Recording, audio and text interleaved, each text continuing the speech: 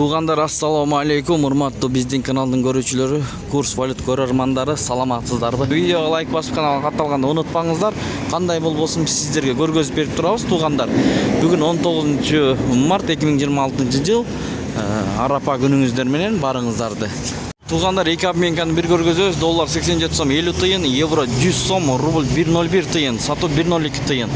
Манистерим доллар 87 сом 50 тыйын, евро 100 сом, рубль 1.01, сатуу 1.02, лира 2 сом, тенге 0.18 тыйын.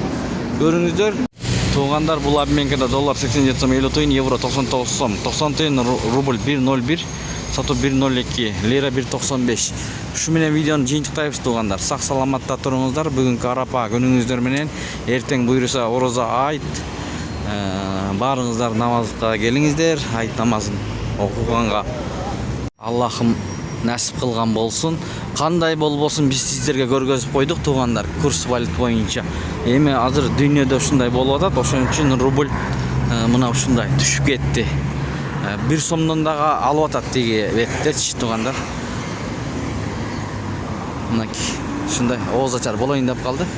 Баарыңыздарды орозо кармагандарды орозоңуздар кабыл болсун демекчибиз туугандар. Дагы эмки жылы буйруса чогуу биргеликте орозо кармашка Аллахым насип этсин.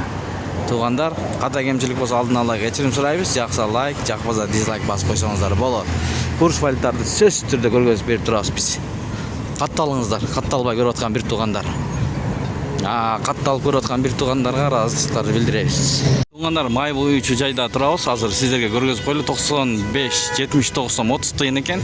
92 74 сом 80 тыйын. Солярка бул жерде 78 сом 80 тыйын.